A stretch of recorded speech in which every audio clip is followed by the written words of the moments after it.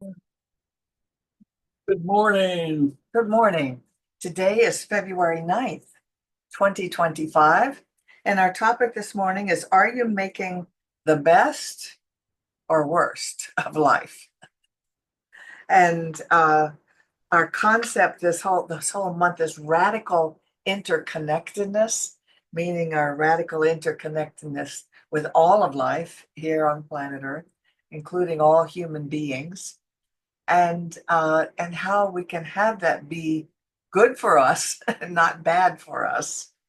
Um, so, for example, one person is calling our what we're going through right now the siren's call. If you recall from the story of Ulysses, that he is on a ship with his men and they're going past these islands, and there's this irresistible call, they called them sirens. And when they would make their call, people were just pulled to them. They had to go there. And of course, it would be certain death if they did. So this was not a good call, but it was an irresistible call. And this author is saying that that is what is happening with many of us now. That and the call is to listen to the news to find out what's happening next, and it's largely fear based. So we watch because we want to find out what we need to be careful about or alerted to a possible danger or possible change.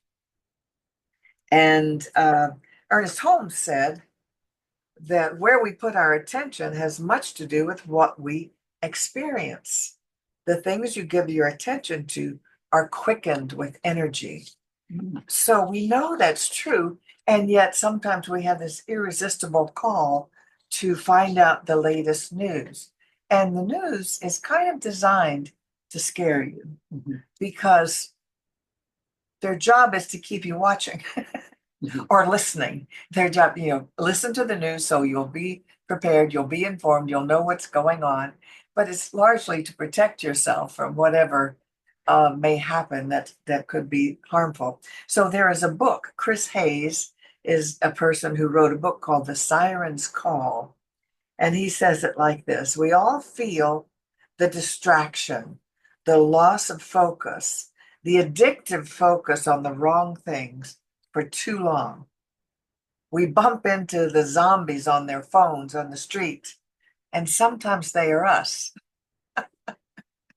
So he's talking about this irresistible call of our phones, our apps, our computers that are always calling us. And he says something has changed utterly. Hayes argues that we are in the midst of an epoch defining transition.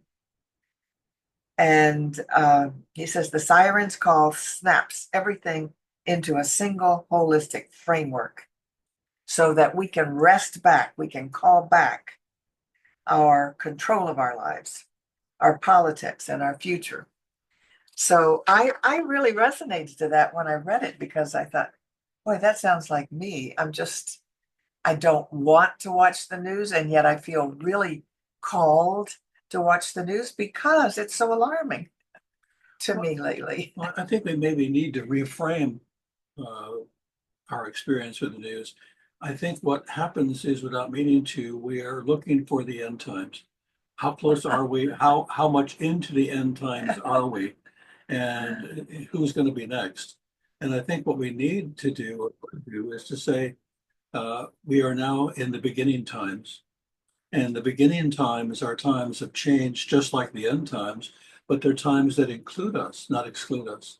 They're times in which we can get a footing for how we're going to be in the world as it changes.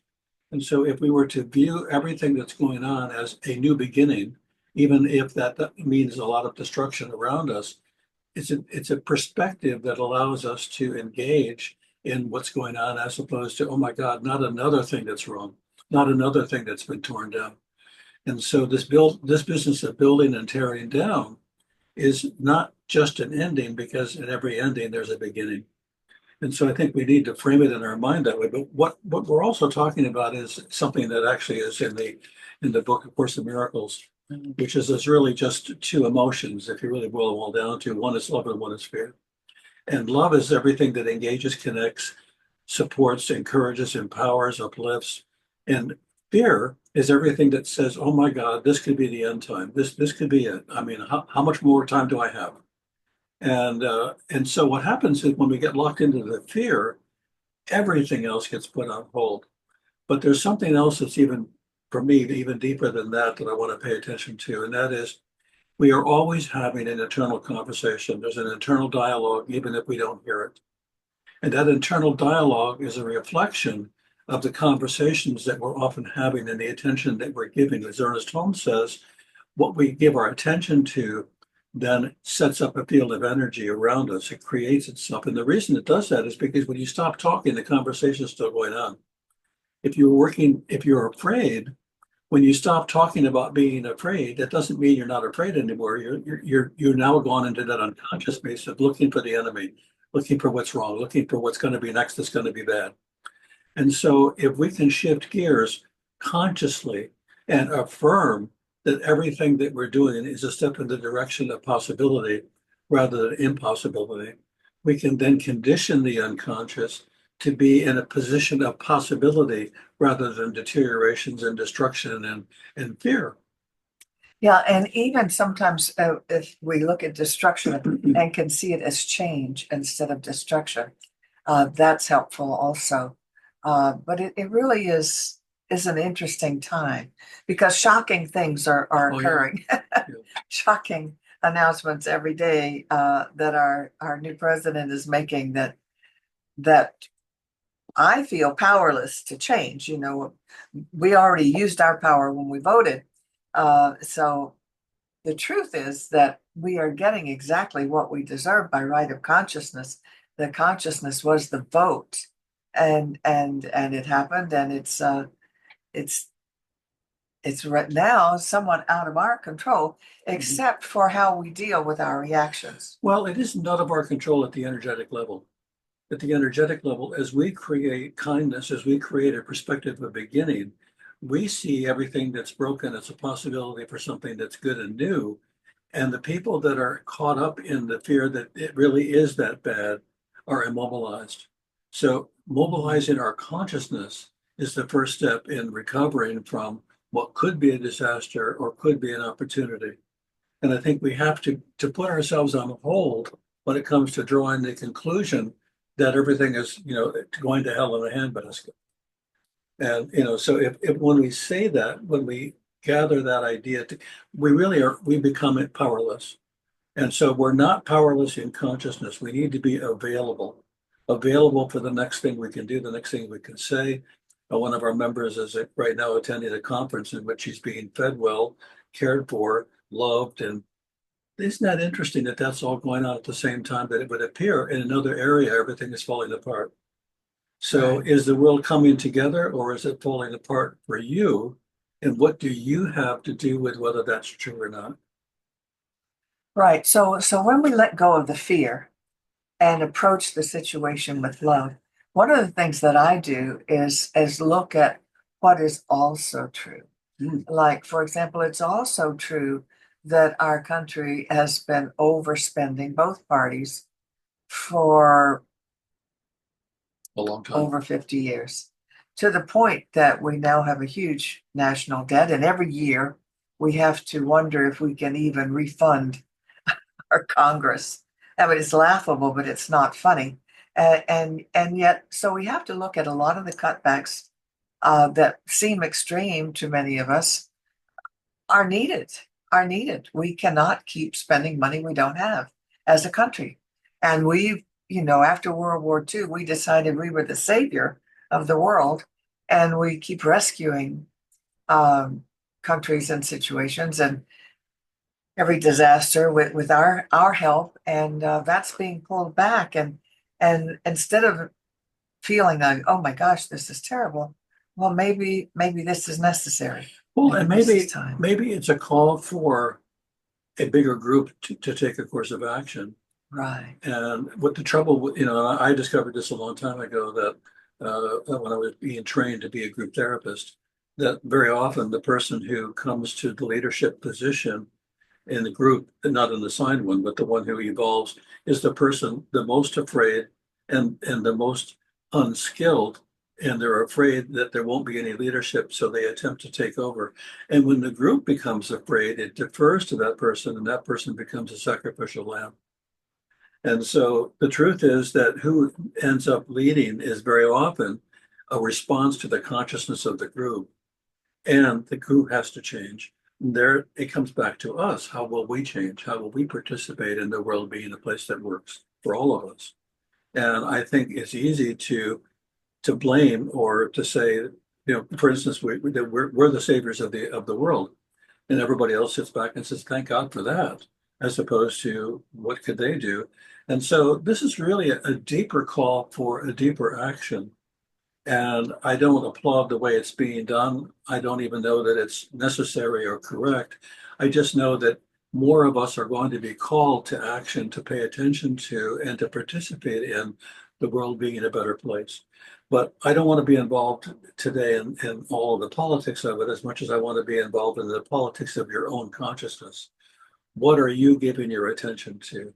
Are you saying, "Oh my God, I can't believe this is happening"? Or are you saying, "Oh my God, I can't believe this is happening. I wonder what the good will be. I wonder how we can participate in this new beginning." And so the more we do that, the more available we are to manage this world. I don't think that not listening and not looking and not seeing is the answer. Uh, the old ostrich in the sand, although they actually don't do that. Another story. Well, that's true. And so if we abide by this, love is letting go of fear. Hmm. A That sounds lot, like a book. yeah, a lot of our Ain't It Awful is about fear of what might happen. But if we can let go of the fear and know that love is still happening here, we are still interconnected with all human beings and all of life. And so can we support goodness happening, wellness happening, and quell our fears, because that we tend to get what we're the emotion that we're entertaining all the time. So if we're afraid all the time, we tend to get what we're afraid of. And if we can instead feel love and look for the good, we can sometimes find it, more times than not. I've seen two stories that were true stories that happened. One was a middle-aged person who was very sick and was dying, and it was clear that he was dying, and that was just the course of things. And then there was an argument about whether the dog could lay next to that person while he was dying, and the question was, well, we're not going to have to worry about us getting an infection or the dog being dirty, so let's just let him do that. So they brought the dog into the hospital, and the dog laid down next to him so that he could be with him, and the man recovered. And so if the love that the animal had for the human creates a field of energy that can make a difference, then maybe we can make a difference without doing anything other than laying down next to the problem and bringing it love and offering it love. And the most recent one I saw was a kind of fox that was, all but dead. I think it had already practically died, and they brought it home and they fed it a bottle. And you watch this, and eventually down the road, you see this little fox being adopted by the family and running around and playing and having a good time. If we can restore the life of a little creature that is already way beyond restoring, and a little creature can restore our lives, and it doesn't seem possible, then why can't we be a part of consciousness restoration as opposed to adding fear to the equation and then having that become an even bigger disaster? Mm. So if love is letting go of fear, let's talk about some techniques to let go of fear, because it can sometimes seem like it's got you, and what's got you is an idea, a belief. So how can people change their minds about that? Any ideas? Well, one thing that I do is I always go to gratitude. What do I have to be grateful for? and what is good about what's in the world right now. And sometimes I'm glad the good is in that there's some resistance to some ideas that I think are pretty radically wrong. And good, that makes me happy. I think someone with some power is resisting. And so you look for the good, look for the good, look for what you have to be grateful for, and know that really we're all interconnected. And we may label some things right or wrong or good or bad, but let's try to stay out of the labeling of it That's and know that we're evolving. yeah, that's important. I would say stay curious. Yes, curiosity Stay is very curious and say, boy, I wonder how this is going to work. I wonder what's going to happen. Oh my God, I know what's going to happen. This is going to be terrible. I've seen this before. I mean, I've heard those kinds of sentences stated before. And when they're stated with such passion.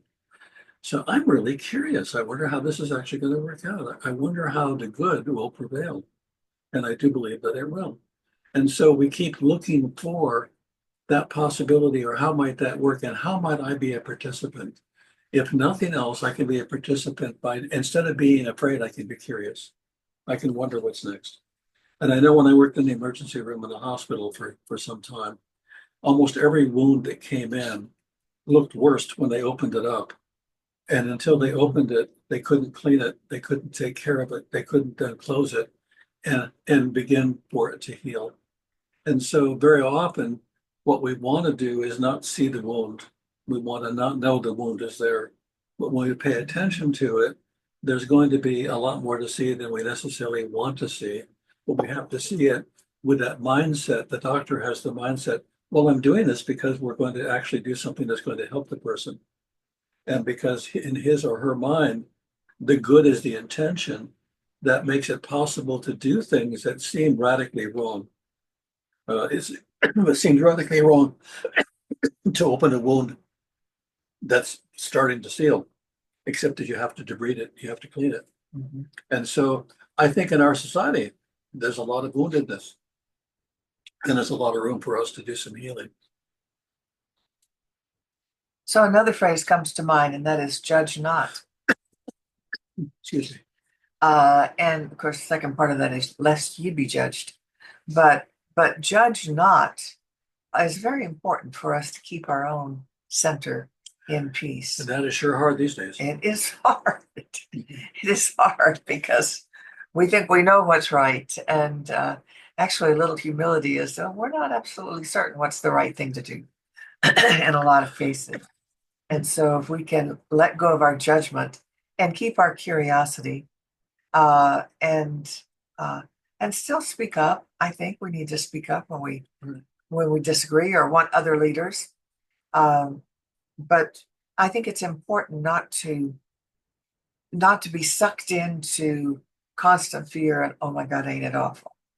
If, That's not living our best life. no, if there are people that you spend time with, spend more time with the ones who are curious. Spend more time with the ones who are planting the garden of the future than the ones who are complaining that there's not enough to go around. And if you do that, then when you're having a harder time, you'll feel supported and you're more likely to be able to maintain that perspective of curiosity and interest and aliveness. So, Any more ideas? Meditation. meditation, Who knew? definitely, definitely. Well, meditation again is clearing the mind of the negativity and even the positivity, simply having the mind be open to the possibility of something greater, of something more. You know, we are so locked into thinking our thoughts in a particular sequence that meditation is difficult sometimes just because we don't want to interrupt the process of the way we're putting things together, except that the way we're putting things together may not be the best way for them to come together. Exactly. And I have a practice now that when I meditate, I ask Spirit, what do I need to know right now? What do I need to know? Mm. And interestingly, I have been reminded of some very basic concepts of our teaching, which is what you think, what you believe is what you manifest. And I've had some injuries in the past 6 months that have made me feel like not a well person. I felt more like an injured person and cautious of being injured again. And so the message I've gotten a couple of times is, you are well. What I needed to know right now is, I am well. And then I get reminded that what I believe is what I'm creating all the time. Yes. So if I believe that I'm injured and I need to be careful, I get more of that. If I believe I'm well and I affirm that, I get more wellness. I'm creating all the time, and so are you. So we need to keep our thoughts positive, say affirmations to ourselves, and that's always helpful about being well, about being happy, about being healthy, and then you are creating that, and that also includes your peace of mind. Well, think of an affirmation as a very, very wonderful part of your diet. And after you swallow, it has to be digested. And you want to make sure that what you're digesting doesn't give you heartburn. And very, very, very often the affirmations that we affirm, like, oh my God, I can't believe this, swallow that one. Why am I getting indigestion? And so what we really want is the sweetness and the healthiness of an affirmation, because once spoken, it then is digested and it then is processed and becomes part of who you are. We don't realize that very often. Yeah, life is good. Oh my God, life is awful. It's like, well, which one's going to get the attention? Life is good. I've heard that before. I know it's true. We don't do it with enough conviction, enough passion, enough to have it have power in our lives. So this is a week for us, and as is every week, for us to affirm with compassion and passion that this is the exact and perfect life that we have wanted to live, that we're living now. We're privileged to be able to be a part of a very, very powerful new beginning. And knowing Exactly. that Aren't we fortunate? and seeing that and saying, oh my God, I can't believe I came here at a time when I got to do this. And I know some folks that are our age, 40 or so, who are already planning their exit. Like, I can't do with this. I'm just glad I don't have any more time. And it's like, wow, okay, so you just moved into the waiting room, and I'm moving into the action room. Indeed, very good. So I'd like to do a screen share right now to invite those who are watching to Zoom to Micah. I don't know what that is. And this is our time that we remind you that we are an official corporate center for spiritual A living on the Palm Beaches, nonprofit. a not-for-profit Yeah, organization. we've noticed that. And yet we do have costs, certainly. And so we invite your support. And if you want to know how to do that, goodness gracious, we've got all kinds of things up here. Go away. Go away. Won't go away. It's okay. Just Well, I wanted you to go to this place, which is ways to donate. right. And when you do that, it's not closing, honey. When you do that, it will show you ways that you can donate on PayPal or other ways. And many of you do have that automatically set up, and we're very grateful for that. And we like to say this affirmation because we believe it. We believe it's true that as we give, we do So receive. shall we receive. It's the law of circulation. So let's say together, my investment today is made with the full realization that God is the source of my supply and returns it to me enriched and multiplied. And so it is. Okay, so let's Screen share. go ahead. Stop share. I know where it is. Let's end this.